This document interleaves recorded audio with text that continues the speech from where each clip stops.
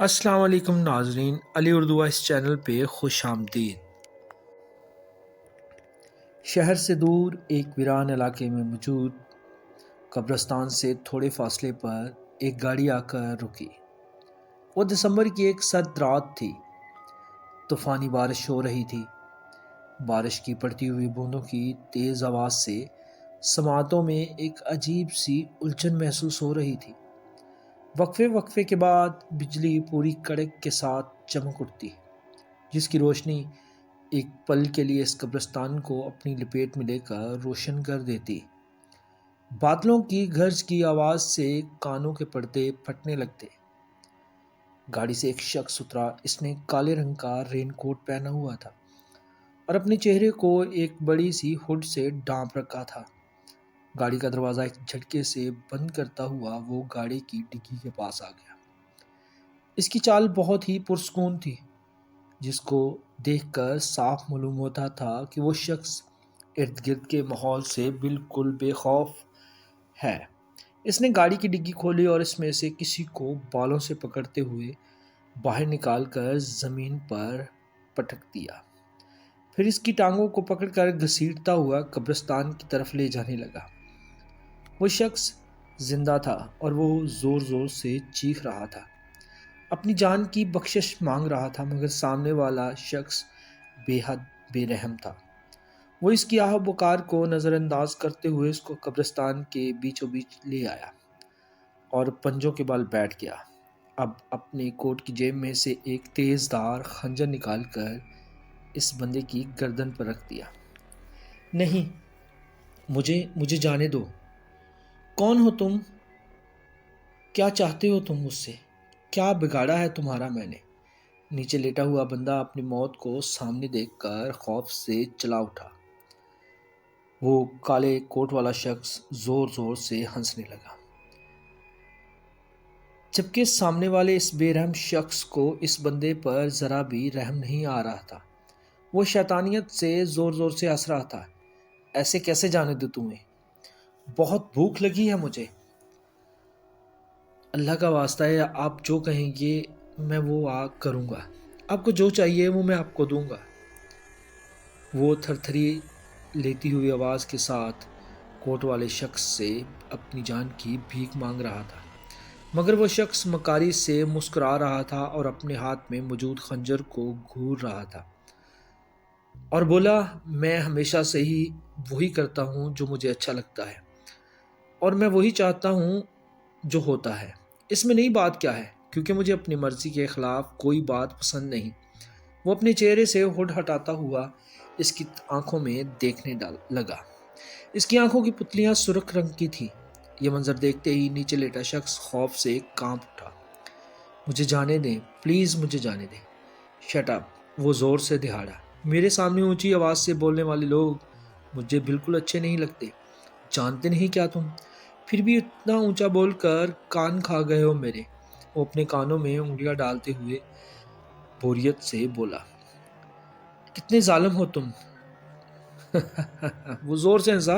میں تمہاری سوچ سے بھی زیادہ ظالم ہوں، ویسے تم بولتے بہت ہو۔ سامنے والے ہڈ والے شخص نے نہایت ڈٹائی سے جواب دیا، پھر اس بندے کے منہ میں ہاتھ ڈال کر اس کی زبان پکڑ لی اور خنجر کی مدد سے اس کی زبان کاٹ دی، جس کے نتیجے میں وہ بری طرح چیخ اٹھا۔ خون اس کے منہ سے پانی کی طرح بہنے لگا۔ اس تکلیف سے اس بندے کی آنکھیں باہر گوبل آ گئی۔ اس کے بعد کوٹ والا شخص اٹھا اور آسمان کی طرف دیکھنے لگا، پھر وہاں سے چلتا ہوا اپنی گاڑی کی طرف آیا۔ گاڑی کی ڈگی سے ایک بیلچہ نکالا آیا اور آرام سے قبر کے بیچ زمین کھودنے لگا۔ یہ منظر دیکھ کر نیچے لیٹا بندہ سمجھ گیا کہ ہو نہ ہو وہ اس کی قبر ہی کھودی جا رہی ہے۔ تب ہی وہ تڑپنے لگا، اپنی جان بچانے کی کوشش کرنے لگا، مگر اس کے ہاتھ پاؤں بندھے ہوئے تھے۔ وہ چاہ کر بھی بھاگ نہیں سکتا تھا۔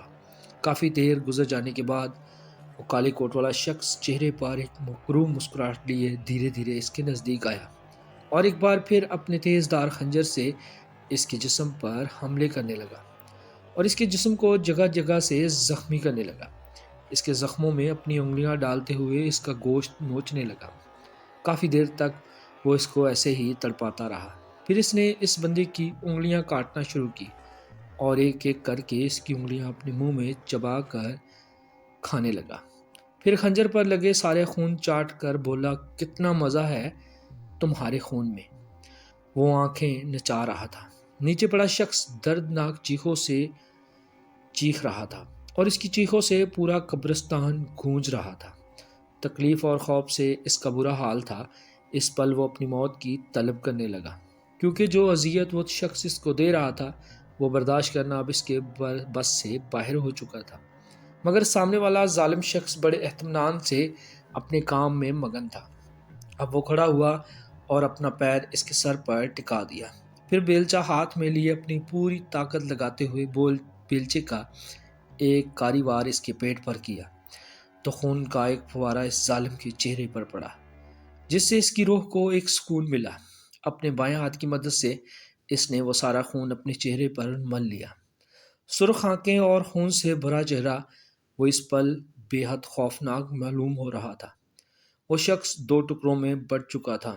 اس کے جسم کے دونوں ہی حصے جل کی مچھلی کی طرح تڑپ رہے تھے۔ یہ منظر خاصا دل ہلا دینے والا تھا، مگر اس ظالم نے زور زور سے کہکے لگانے شروع کر دیے۔ ایک بار پھر وہ اس کے نزدیک آیا اور اس کے پھٹے پیٹ پر اپنا منہ رکھتے ہوئے اس کا گوشت بھوکے کتے کی طرح کھانے لگا۔ کافی دیر تک یہ تماشا جاری رہا۔ جب وہ اس بندے کا خاصا گوشت کھا چکا تو اس کا سر بے جان دھڑ سے جدا کرنے لگا۔ اس کی آنکھوں میں خنجر مار مار کر آنکھیں پھوڑ دی، منہ میں ہاتھ ڈال کر اس کا جبڑا بھی پھاڑ ڈالا۔ اب وہ گھٹنوں کے بل بیٹھا آسمان کی طرف رخ کیے زور زور سے کہکے لگانے لگا۔ پھر اس نے نیچے پڑے بندے کے مردہ جسم کے ٹکڑوں کو ٹھوکریں مار کر اس کھڈے میں ڈال دیا۔ اس دوران اس کا منہ خون سے لت پت تھا اور وہ کسی وحشی درندے سے کم نہیں لگ رہا تھا۔ تمام پھر اس نے کھڈے کو مٹی سے بھر دیا اور اپنے ہاتھوں پر لگی گیلی مٹی کو بارش کے پانی سے دھونے لگا۔ پھر ایک نفرت بھری نگاہ اس بندے کی برابر قبر پر ڈالی اور اپنی گاڑی کی طرف چل دیا۔ گاڑی میں بیٹھ کر پہلے تو اس نے ٹیشو پیپر کی مدد سے اپنے منہ کو صاف کیا اور اپنا چہرہ آئینے میں دیکھتے ہوئے ایک سیڈ سی اسمائل دی جو بے حد دلکش تھی۔ پھر گاڑی سٹارٹ کرتے ہوئے اپنے منزل کی جانب روانہ ہو گیا۔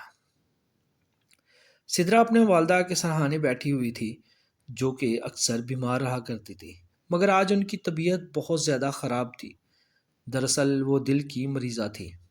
ڈاکٹروں نے تو انہیں بہت پہلے ہی دل کا آپریشن کروانے کا مشورہ دیا رکھا تھا، مگر ان لوگوں کے پاس اتنے پیسے نہ تھے کہ وہ ان کا آپریشن کرواتے۔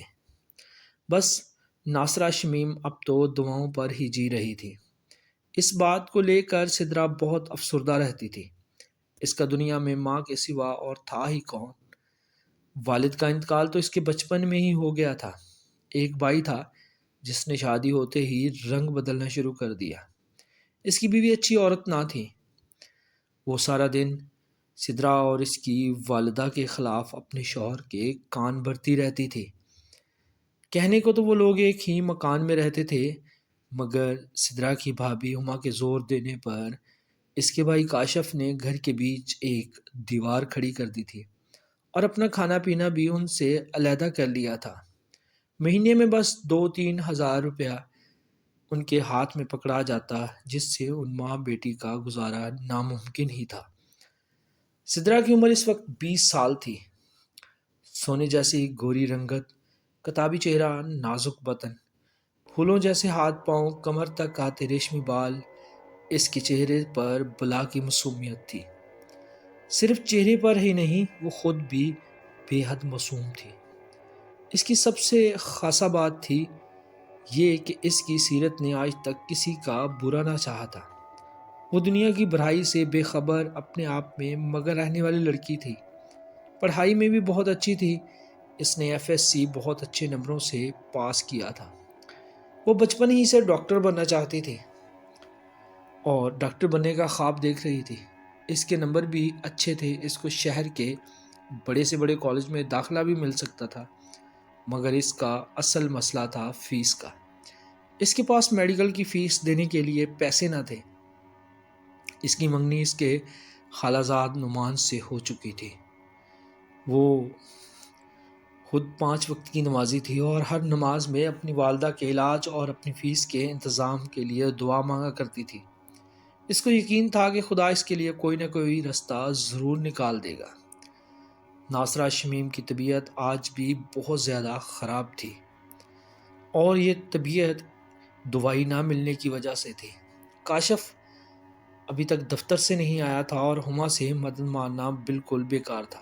یہ بات سدرا اچھے سے جانتی تھی، مگر وہ یوں ہاتھ پر ہاتھ دھرے بھی تو نہیں بیٹھ سکتی تھی۔ اس نے ایک نظر اپنی والدہ پر ڈالی جو تکلیف سے بے حال تھی، پھر وہ اٹھی، الماری سے چادر نکال کر اوڑھی اور تیزی سے دروازے کی جانب بڑھ گئی۔ اس کی بھابھی ہما نے بڑبڑاتے ہوئے دروازہ کھولا۔ ہاں جی، کیا مسئلہ ہے؟ بھابھی، وہ اماں کی طبیعت بہت زیادہ خراب ہے، کچھ پیسے دے دیں، دوائی ختم ہو گئی ہے۔ مگر سدرا، میرے پاس تو اس وقت بالکل پیسے نہیں ہیں، کاشف کی سیلری بھی نہیں آئی اب تک، ماں نے سفید جھوٹ بولا۔ سدرا سمجھ تو گئی تھی، مگر وہ کر بھی کیا سکتی تھی۔ چپ چاپ وہاں سے چل دی اور گھر آ کر اپنی سہیلی اریبہ کو فون کرنے لگی۔ ہاں ہیلو اریبہ، کیا حال ہے تمہارا؟ وہ سب چھوڑو، میری بات غور سے سنو یار، امی کی دوائی ختم ہو گئی ہے، کچھ پیسے دے سکتی ہو؟ سدرا نے بہت مجبور ہو کر اریبہ کے آگے ہاتھ پھیلائے۔ سدرا یار، وہ میری مما نے سختی سے منع کر دیا ہے تمہیں مزید پیسے دینے سے، میں کیا کر سکتی ہوں اب؟ اریبہ، سچ میں ایک دفعہ سارے پیسے لٹا دوں گی۔ اچھا سدرا، ذرا مجھے کام ہے، میں فون رکھ رہی ہوں، پھر بات ہوتی ہے، خدا حافظ۔ سدرا کو اریبہ کے رویے سے بے حد توہین محسوس ہوئی۔ وہ بے حد حساس لڑکی تھی، ویسے بھی زندگی کی تلخی کو اس نے کبھی نہیں جھیلا تھا۔ یہ سب اس کے لیے کافی مشکل تھا۔ اس نے مایوس ہو کر فون رکھ دیا۔ اپنی والدہ کی بگڑتی ہوئی حالت کو دیکھ کر اس کا سر درد سے پھٹنے لگا۔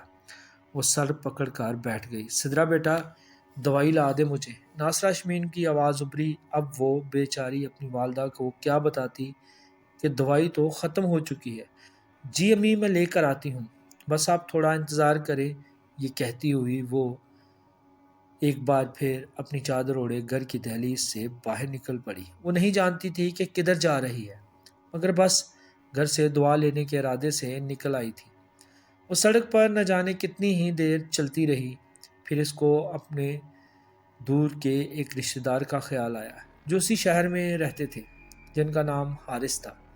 وہ مالی لحاظ سے بہت اچھے تھے اور شادی شدہ بال بچے دار تھے۔ یہ خیال آتے ہی سدرا کے دل میں ان کے پاس جانے کی ایک امید جاگی۔ وہ رکشہ لے کر حارث کی طرف چل دی۔ حارث نے بھی سدرا کی کوئی مدد نہ کی۔ اب تو اس کا دل ڈوبنے لگا۔ وہ سمجھ ہی نہیں پا رہی تھی کہ اب گھر کس طرح جائے، کیونکہ جو چند پیسے اس کے پاس تھے وہ اس نے رکشے کا کرایہ دے دیا، اور اب اوپر سے اس کو اپنی والدہ کی فکر بھی کھائی جا رہی تھی، کیونکہ وہ اس حالت میں گھر میں اکیلی تھی۔ کچھ بھی ہو، مجھے اپنی ماں کے لیے دوائی لینی ہوگی، ورنہ یہ سوچ کر سدرا کی آنکھوں سے آنسو جاری ہو گئے۔ شام کا وقت تھا۔ اس وقت وہ ایک پارک کے سامنے کھڑی تھی۔ یہ ایک پوش علاقہ تھا۔ سدرا چلتے چلتے پارک کے اندر پڑے ایک بینچ پر جا بیٹھی۔ اس کی آنکھوں کے سامنے اندھیرا چھانے لگا۔ کچھ سمجھ نہیں آ رہی تھی کہ وہ کرے تو کیا کرے۔ اتنی دیر میں ایک ادھیڑ عمر کی عورت اس کے برابر آ کر بیٹھ گئی اور اپنا پرس کھول کر اس میں سے پانی کی بوتل نکال کر پانی پینے لگی۔ اس دوران ایک بچہ جو اس عورت کے ہی ساتھ تھا، شاید اس کا پوتا یا نواسا تھا، وہ بھاگتا ہوا گر پڑا۔ او فہد بیٹا، دھیان سے، یہ کہتے ہوئے وہ عورت بھاگتے ہوئے اس بچے کی پاس گئی اس کو اٹھانے کے لیے، جبکہ اس کا پرس وہیں کھلا پڑا رہ گیا۔ وہ جلدی میں جو بھاگی تھی۔ سدرا کی نظر اس کے پرس میں پڑی جس میں ATM کارڈ موجود تھے اور کافی ساری رقم بھی موجود تھی۔ سدرا کو بس ایک یہ آخری راستہ یہی دکھائی دینے لگا کہ وہ یہ رقم اٹھا لے اور اپنی امی کی دوائی لے کر گھر چلی جائے، مگر اس نے آج سے پہلے کبھی کوئی غلط کام نہیں کیا تھا۔ اس خیال سے اس کے دل کی دھڑکن تیز ہو گئی۔ بڑی مشکل سے اس نے خود کو مضبوط کرتے ہوئے کانپتے ہوئے اپنے ہاتھ پرس کی طرف بڑھایا اور رقم اٹھا لی۔ جیسے ہی اس نے رقم پر ہاتھ ڈالا، کسی نے اس کا ہاتھ پکڑ کر زور سے پیچھے جھٹک دیا۔ چور کہیں کی، میرے پیسے چوری کر رہی ہو تم؟ یہ اس عورت کی آواز تھی جس کا پرس تھا۔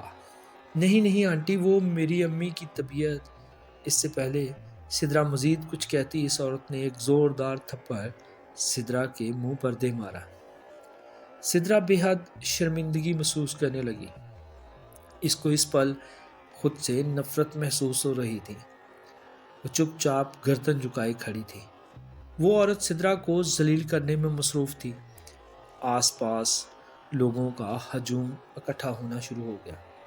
اب وہ عورت پولیس کو کال کرنے لگی۔